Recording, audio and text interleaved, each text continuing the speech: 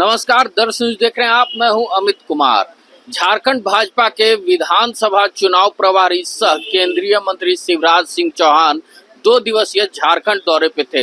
झारखंड दौरे के दौरान आज वो सबसे पहले रामगढ़ गए और वहां कार्यकर्ताओं से बैठक की। बूथ स्तर तक जो दिक्कतें आती हैं उसको सुदृढ़ करने का काम किया। उसके बाद वो रांची भाजपा कार्यालय आते हैं और यहाँ भी एक बैठक करते हैं जिसमें तमाम आला नेता यहाँ इस बैठक में शामिल होते हैं। उसके बाद एक प्रेस कॉन्फ्रेंस किया जाता है। शिवराज सिंह चौहान सीधी तरह से इंडिया गठबंधन की जो हेमंत की सरकार है झारखंड में, उस पर हमला बोलते नजर आते हैं। कहते हैं कि इस सरकार में केवल अराजकता है, यहाँ के सारे मंत्री और विधायक जो हैं वो किसी न किसी भ्रष्टाचार में लिप्त हैं और जो ये गाड़ी चला रहे हैं, जो जिस ड्राइविंग सीट पे हेमंत सोरेन बैठे हैं, उस गाड़ी का एक्सीडेंट होना निश्चित है।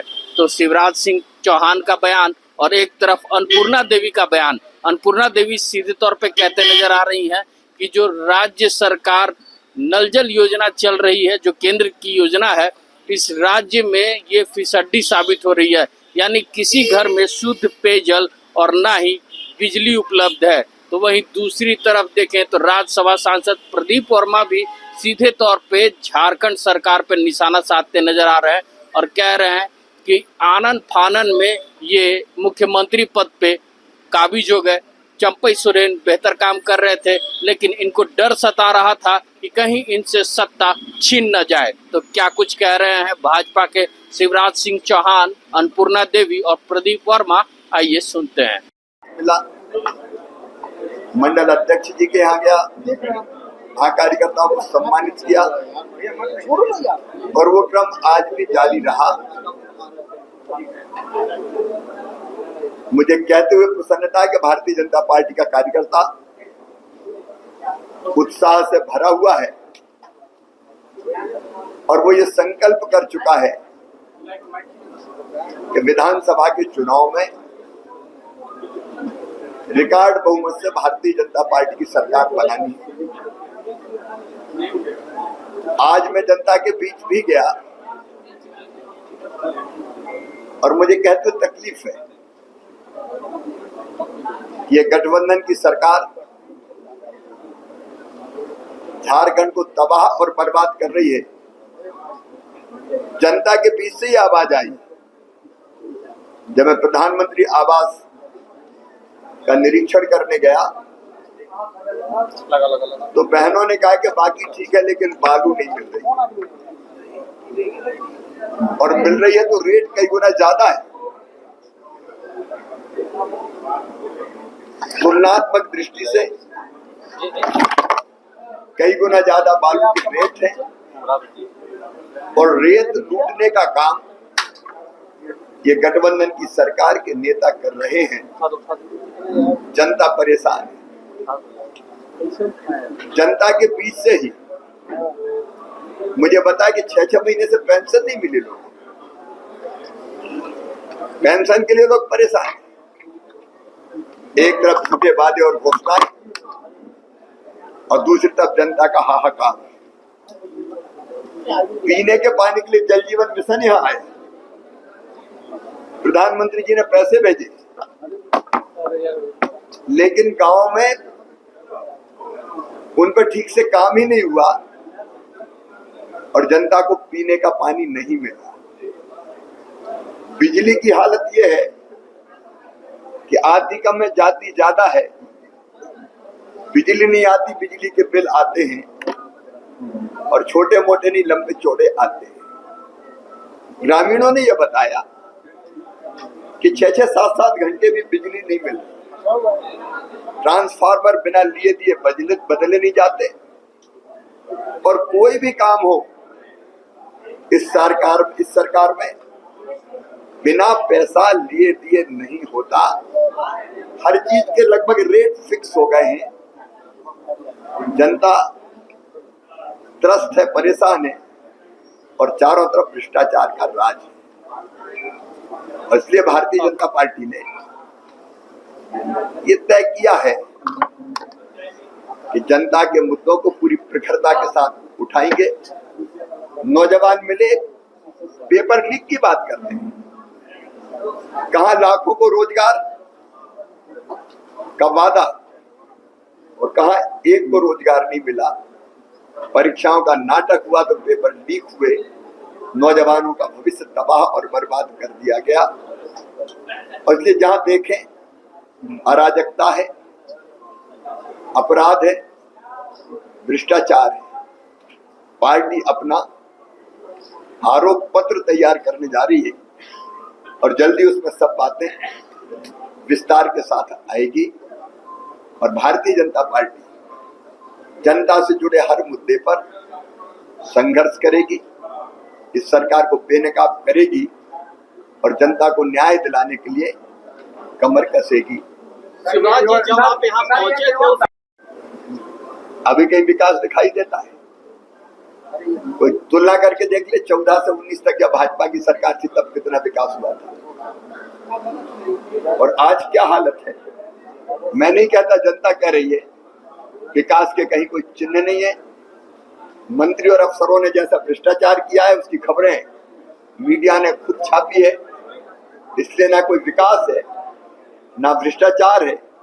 ये ड्राइविंग सीट केवल एक्सीडेंट करने के लिए है, जिसमें बर्बाद होती है तो केवल जनता होती है। सर, ये बैठकों का दौर आप लोग में तब 1 घंटा आए हैं, बाकी केवल जनता के बीच रहे हैं, जिसमें मीडिया के मित्र भी हमारे साथ थे।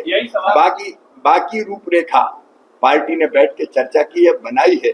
अभी हमारे कल से विधानसभा क्षेत्रों के सम्मेलन प्रारंभ हो रहे हैं, जिनमें हम अपने कार्यकर्ताओं को सम्मानित भी करेंगे और उसके बाद युवा मोर्चा, महिला मोर्चे के आंदोलन तय हो रहे हैं, जिसकी तिथियां भी लगभग तय हो गई है।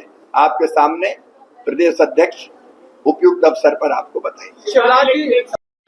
के निमित्त जो हमारे 2 प्रभारी हैं, आदरणीय केंद्रीय मंत्री श्री शिवराज सिंह चौहान जी और प्रभारी और सह प्रभारी के रूप में आदरणीय हेमंत बिस्वा शर्मा जो असम के मुख्यमंत्री हैं, उनके आने के बाद आप देख रहे होंगे कि कार्यकर्ताओं में काफी उत्साह है और दुगुनी ताकत के साथ, उत्साह के साथ विधानसभा चुनाव में काम में लोग लगेंगे। और जिस तरह से, चूंकि उनका जितना अनुभव है, पुराना अनुभव आदरणीय शिवराज सिंह चौहान जी का, लगातार मुख्यमंत्री का, और संगठन के कार्य में काफी दक्ष हैं, तो निश्चित तौर पे उनका अनुभव का लाभ हम सब झारखंड वासियों को मिलेगा। और आने वाले समय में जो एक हमारा लक्ष्य है डबल इंजन सरकार की, तो निश्चित रूप से झारखंड में हमारी सरकार बनेगी। हेमंत सोरेन मंत्री बने हैं और बनने के साथ पर आए हैं। देखिए, आज जो झारखंड की स्थिति है, झारखंड के लोग इस चीज को भलीभांति देख रहे हैं। आज इस सरकार को, आज जो झारखंड में वर्तमान सरकार है, झारखंड राज्य को बहुत पीछे ले जाने का काम इन्होंने किया। जो वादा किया, एक भी काम इनके द्वारा नहीं हुआ और आज भ्रष्टाचार की बलि वेदी पे ये राज्य चल गया।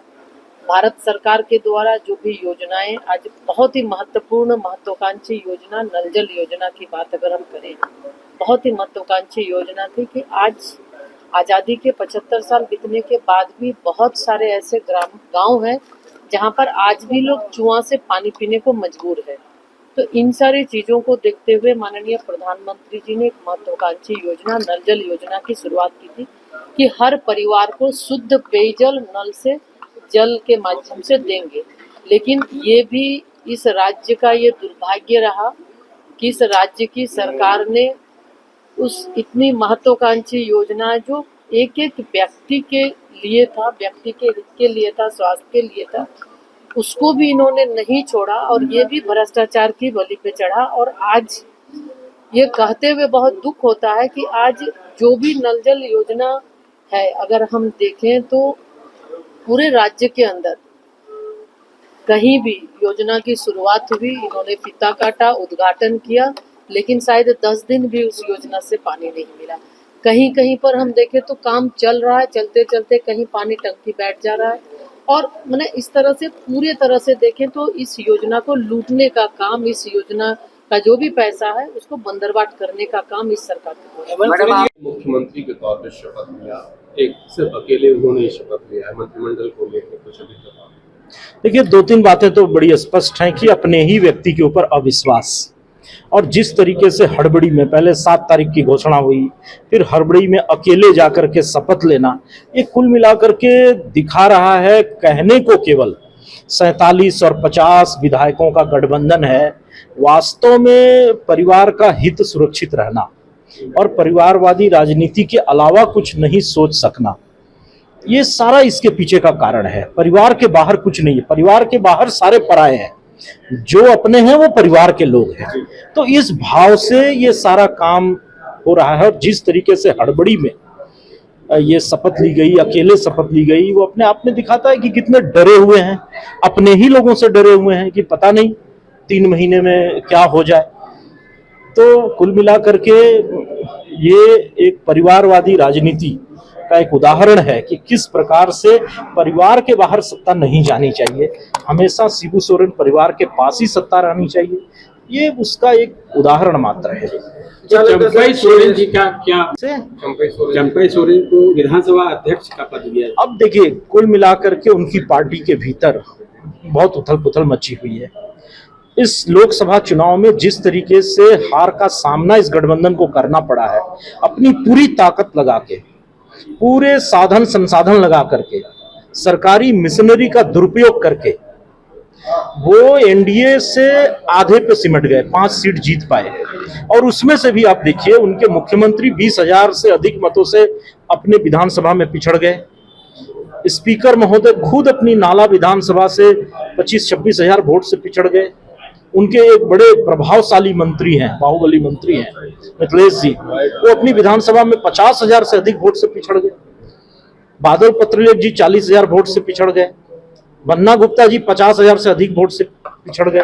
सत्यानंद भोक्ता जी 70,000 से अधिक वोट से पिछड़ गए। तो ये अपने आप में दर्शाता है कि जनता में इनकी सरकार और इनके मंत्रियों की साख कैसी है, और ऐसे में डर है कि 2-3 महीना रह लो, बाद में तो जनता हमें चुनने नहीं जा रही है, तो 2-3 महीने के लिए ही सही ये मुख्यमंत्री का पद मेरे पास रहना चाहिए। और 2-3 महीने अब वो क्या क्या प्रयोग करेंगे ये अब। अच्छा, ये सोनिया गांधी के फोन के बाद चंपई सोरेन जी निश्चित रूप से उनके दल में, उनके गठबंधन में सर्वाधिक वरिष्ठ और बड़े नेता थे, तभी तो उन्हें मुख्यमंत्री का शपथ दिलाया। और ऐसे में जब 3 महीना बचा हुआ था तो चुनाव में जाना चाहिए था, चुनाव में जीत के आते और फिर हेमंत मुख्यमंत्री बनते, विधायक दल का नेता चुने जाते तो अच्छा होता। लेकिन जिस प्रकार से जेल के बाहर आते ही, और कोई आरोप मुक्त होके नहीं आया, बेल पे आए हैं, तो एक आरोप है उनके ऊपर, वो आरोपी हैं। और इसके बाद जिस तरीके से दबाव डाल करके चंपई सोरेन जी को इस्तीफा दिलवाया गया और बाद में आनन फानन में शपथ ली गई, तो ये कहीं ना कहीं, मैं फिर से दोहरा रहा हूं, ये हेमंत जी का डर उनसे ये सब करवा रहा है। ये चर्चा है कि उन्हें देखिए, इस बार की कहानी ऐसी है कि जिस प्रकार से झारखंड ही नहीं पूरे देश में एक संविधान बचाओ, लोकतंत्र बचाओ, एक दुष्प्रचार किया गया कि भारतीय जनता पार्टी को अगर 400 से अधिक सीटें आ जाएंगी, 400 सीटें आ जाएंगी तो ये संविधान को समाप्त कर देंगे, ये आरक्षण को खत्म कर देंगे। ये जो एक दुष्प्रचार, एक बड़ा दुष्प्रचार पूरे देश भर में जिस प्रकार से किया गया, उसके कारण थोड़ी सीटें हमारी कमी नहीं, लेकिन बहुत नहीं घटी। आप देखिए, मैं भारतीय जनता पार्टी और एनडीए 25 विधायक लेके इस चुनाव में गया था और 52 विधानसभाओं में हमने बढ़त बनाई, और वो 50 से 51 विधायक लेके इस चुनाव में गए थे, और वो 29 व्यक्ति हैं। कई बार मध्य प्रदेश में भारतीय जनता पार्टी की सरकार उनके नेतृत्व में बन चुकी है, कुशल रणनीतिकार हैं, परिपक्व राजनेता हैं। साथ ही साथ हेमंत बिस्वा शर्मा जो सह प्रभारी के रूप में लगातार 2 बार असम जैसे एक राज्य में भारतीय जनता पार्टी की सरकार बनाने में भूमिका निभा चुके हैं। तो उनके मार्गदर्शन में आदरणीय बाबूलाल मरांडी जी और सारे प्रदेश के नेताओं के नेतृत्व में भारतीय जनता पार्टी राज्य से इस अराजक सरकार को उखाड़ फेंकेगी, इसमें कहीं कोई दो राय नहीं। व्यक्ति हैं, कई बार मध्य प्रदेश में भारतीय जनता पार्टी की सरकार उनके नेतृत्व में बन चुकी है। कुशल रणनीतिकार हैं, परिपक्व राजनेता हैं। साथ ही साथ हेमंत बिस्वा शर्मा जो सह प्रभारी के रूप में लगातार 2 बार असम जैसे एक राज्य में भारतीय जनता पार्टी की सरकार बनाने में भूमिका निभा चुके हैं। तो उनके मार्गदर्शन में आदरणीय बाबूलाल मरांडी जी और सारे प्रदेश के नेताओं के नेतृत्व में भारतीय जनता पार्टी राज्य से इस अराजक सरकार को उखाड़ फेंकेगी, इसमें कहीं कोई दो राय नहीं। तो अभी देखा आपने कि झारखंड भाजपा के जो नेता हैं या फिर कह लें कि चुनाव प्रभारी जो शिवराज सिंह चौहान हैं, वो क्या कुछ कहते नजर आ रहे थे। वो कह रहे थे कि हमने अब आरोप पत्र तैयार करना शुरू कर दिया है और झारखंड का जो विधानसभा का जो रन है उस रन को हम जीतेंगे, क्योंकि झारखंड में जो वर्तमान सरकार है वो केवल झारखंड की जनता को ठगने का काम कर रही है और हम झारखंड की जनता के साथ अन्याय नहीं होने देंगे। ऐसे ही तमाम खबरों के साथ जुड़े रहने के लिए हमारे चैनल को लाइक एंड सब्सक्राइब जरूर करें। अमित कुमार, दर्श न्यूज, रांची।